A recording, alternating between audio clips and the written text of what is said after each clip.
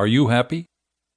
If you saw hordes of peoples trampling the fields, with axes in their hands and pans strapped to their shoulders, you would conclude that those people had not found all the gold they wanted.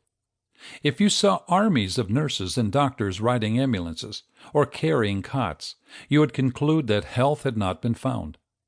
When you see people crowding into theaters, charging cocktail bars, seeking new thrills in a spirit of restlessness, you would conclude that they have not yet found pleasure. Otherwise, they would not be looking for it. The very fact that you can conceive of greater happiness than you possess now is a proof that you are not happy. If you were perfect, you would be happy.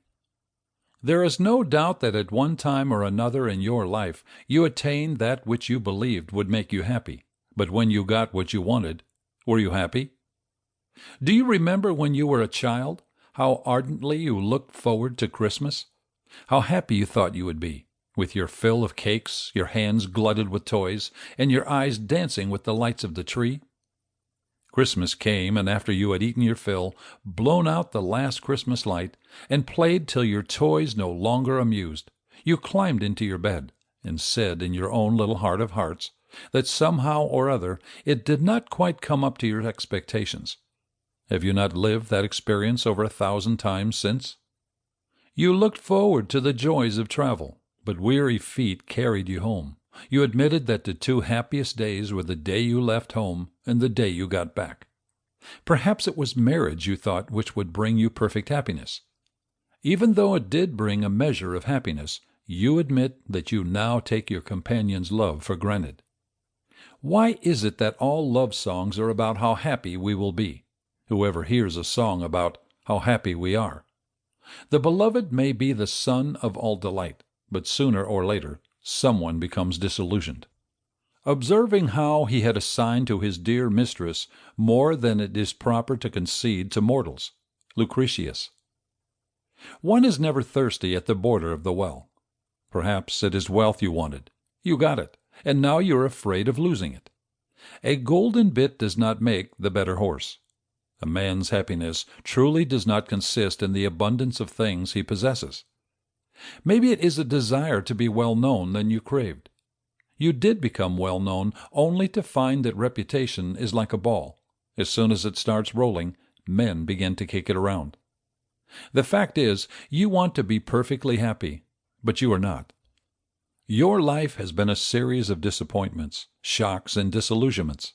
How have you reacted to your disappointments? Either you became cynical, or else you became religious.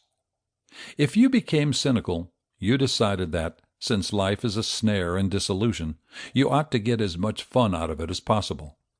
In such a case, you clutched at every titillation and excitement your senses afforded, making your life an incessant quest of what you called a good time. Or else you reacted to disappointments by becoming religious and saying, "If I want happiness, I must have been made for it. If I am disappointed here, it must be that I am seeking happiness in the wrong places. I must look for it somewhere else, namely, in God."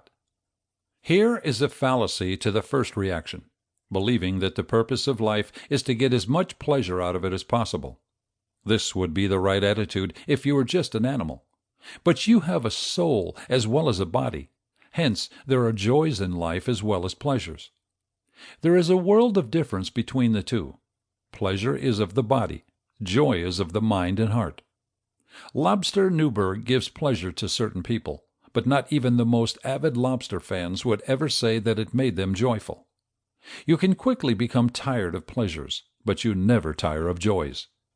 A boy thinks he never could get too much ice cream, but he soon discovers there is just not enough boy. A pleasure can be increased to a point where it ceases to be a pleasure. It may even begin to be a pain if carried beyond a certain point. For example, tickling or drinking. But the joy of a good conscience, or the joy of a first communion, or the discovery of truth, never turns to pain.